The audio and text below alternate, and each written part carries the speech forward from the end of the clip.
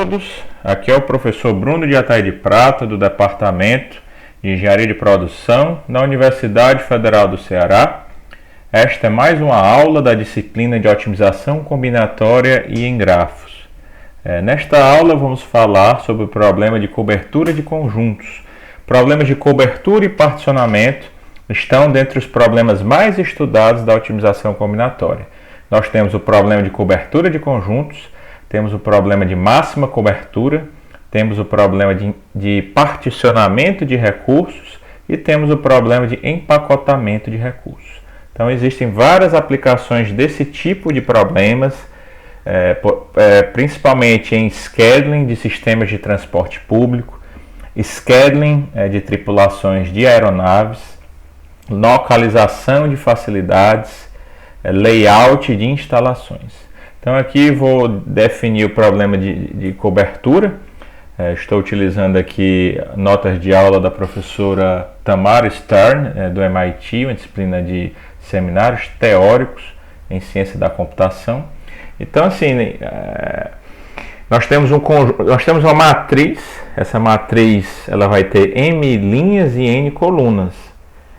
As linhas representam a demanda e as colunas representam os recursos. Cada recurso, cada coluna tem um custo associado. Então, o objetivo do problema é cobrir, ou seja, atender toda a demanda, podendo haver sobreposições nesse atendimento. Certo? Vou tentar explicar isso de uma forma matemática. Tem aqui essa representação aqui por meio de conjuntos. Nós, de certa forma, vamos criar esses conjuntos em que nós vamos atender esses pontos. Esses pontinhos aí seriam as linhas da matriz A, essa matriz de cobertura, e nós vamos ter um custo associado a criar cada um desses conjuntos. Então nós queremos criar uma quantidade de conjuntos que tenha o menor custo possível. E essas interseções nesses diagramas de Venn mostram a sobreposição no atendimento dos recursos aos pontos de demanda. Então está aqui uma formulação matemática. Nós temos uma variável de decisão x índice j, que é igual a 1, se o recurso j faz parte da solução, sendo zero caso contrário. E c índice j seria o custo associado a esse recurso. Então vamos minimizar esse produto escalar. Temos aí o conjunto de restrições de cobertura, temos essa matriz A e J, que é uma matriz binária, mas não é uma variável de decisão. Essa matriz A e J ela é um dado de entrada, um parâmetro. Então A e J é igual a 1 se o recurso J ele cobre a demanda I, ponto de demanda I, sendo zero caso contrário. Então essa matriz A e J vai ser gerada. Geralmente, em problemas de localização de facilidades, isso é simples de fazer. Basta que nós tenhamos um raio de influência das facilidades, dos recursos, e quem estiver dentro daquele raio, aí J é igual a 1.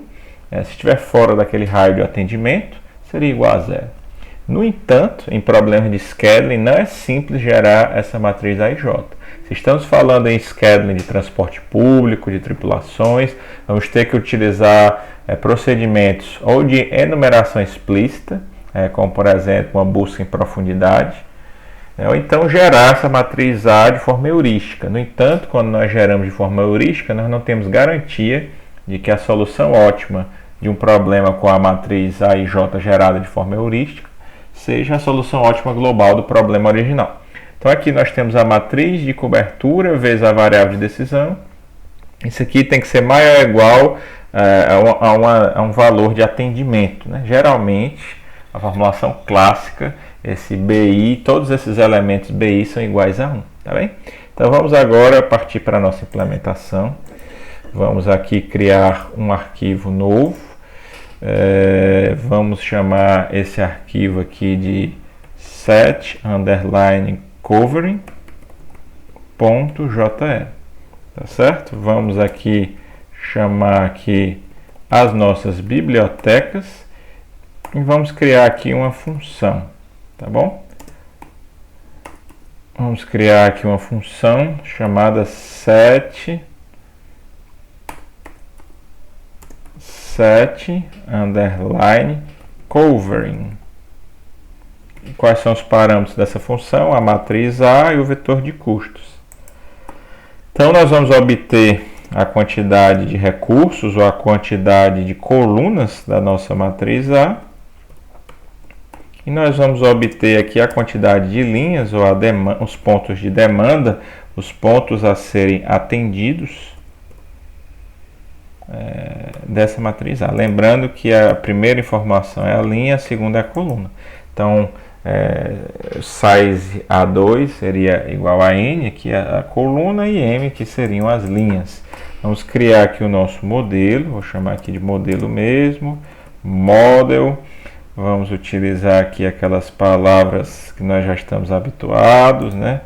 E ao longo das nossas aulas, para criar aqui um modelo, estamos utilizando o CBC, mas vocês podem, eu diria até que vocês devem utilizar outros resolvedores, né?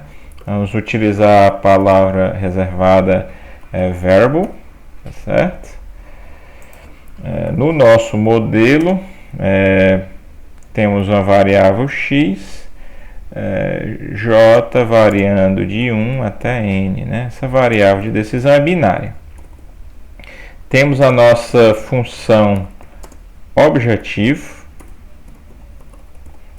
Vamos utilizar aqui a palavra reservada, né? Objective.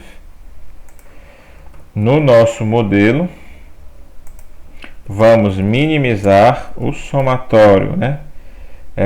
CJ vezes x índice j para j variando de 1 até n. Então, nós temos aqui um conjunto de restrições. Esse conjunto de restrições, palavra reservada constraint, no nosso modelo, ou seja, para todo i,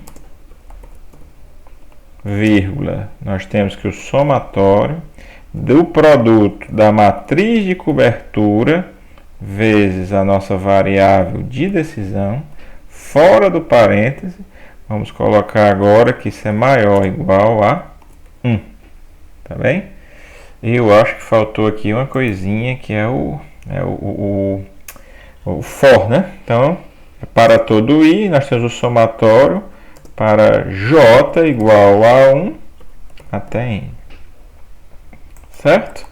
Vamos agora solucionar o modelo. A variável status vai receber a otimização do nosso modelo. Nós vamos colocar aqui a nossa solução. Vai ser Objective Value do nosso modelo. E o nosso tempo computacional vai ser igual, né? Aquela expressãozinha que nós já estamos habituados, né? Das nossas aulas anteriores. Essa sintaxezinha que mudou aí nessas últimas versões aí do Julia, né? O Julia está começando a se estabilizar mais aí enquanto linguagem, o Julia, o Jump. Vamos retornar esses dois valores para o nosso programa principal. Vamos criar aqui um novo arquivo. Eu vou chamar esse arquivo de main.jl, tá certo? E vamos incluir no nosso modelo o nosso arquivo setCovering.jl. Então vamos colocar aqui alguns parâmetros. Vamos pensar numa instância que vai ter 6 recursos, né? Então a coluna 1 tem um custo 1, a coluna 2 tem um custo 3, a coluna 3 tem um custo 5, assim sucessivamente. Aqui tem um errinho aqui. Como essa instância é pequenina, acho que nós podemos até fazer o seguinte. Vamos colocar aqui para ele imprimir, println. Vamos colocar aqui o nosso vetor x. Eu vou colocar aqui para ele imprimir os valores de x. Tá bom? Então, nós vamos saber quais foram os itens que foram escolhidos para atender aí todos os clientes, todos os pontos de demanda. Vamos ter a nossa matriz aqui de cobertura. Então, vamos pensar aqui, por exemplo, a primeira linha da matriz é atendida pelas colunas ou recursos 1, 3, 4, 5 e não é atendido pela coluna 6. A segunda linha é atendido, por exemplo, por 2 e por 3 e atendido aqui pela última coluna, né? A linha 3 vai ser atendida por 1, por 2, por 5 e não atendido pela coluna 6. E o último ponto aqui de demanda não é atendido aqui pelos dois primeiros, mas, por exemplo, vai ser atendido aí por todos os demais recursos. Está bem? Vamos colocar aqui que a nossa solução inteira e o nosso tempo computacional, eles vão receber o nosso set underline covering, cujos parâmetros é a matriz de cobertura e o vetor de custos. Nós vamos imprimir aqui que é a nossa solução Optimal Solution, tem o valor da solução inteira e a nossa Computational Time expresso em segundos, né? Nossa segunda informação é essa, que vai ser o T de Z de P. Então vamos aqui rodar, vamos ver qual é o diretório que nós estamos. Estamos aqui no documento. Se eu quiser mudar isso daqui, basta usar o CD. Já está.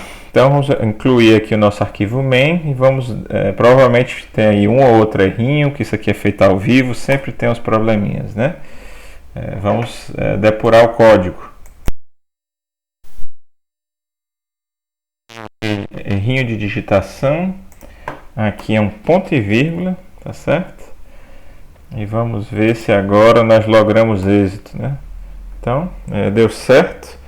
Nós temos aqui um custo de 5 unidades, ou seja, a coluna 2 e a coluna 5 foram selecionadas, 3 mais 2 igual a 5.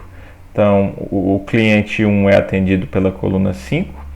O cliente 2 é atendido pela coluna 2, o cliente 3 é atendido pelas colunas 2 e 5 e o cliente 4 é atendido apenas pela coluna 5. Então esse é o problema de cobertura, né? Se nós quiséssemos, por exemplo, forçar que fossem mutuamente excludentes as soluções, ou seja, os conjuntos fossem mutuamente excludentes, nós poderíamos substituir aqui o sinal maior ou igual para um sinal de igualdade. Provavelmente essa solução aqui deve dar inviável, não sei, vamos ver. Não, ele conseguiu achar uma solução aqui.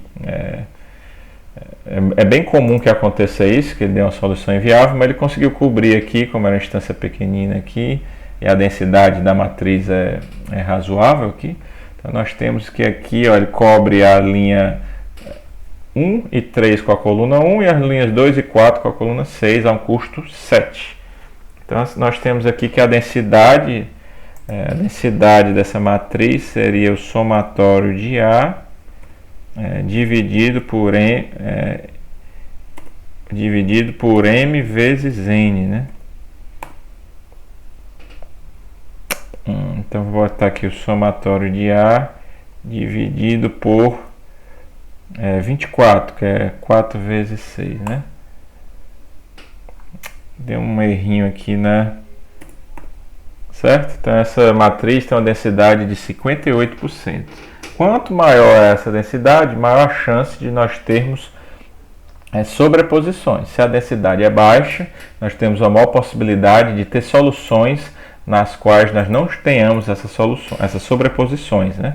No entanto, pode acontecer a situação de que nós não consigamos atender todos os clientes. Então, vou disponibilizar esse código para vocês na descrição do vídeo. Eu agradeço a atenção de todos e até a próxima oportunidade.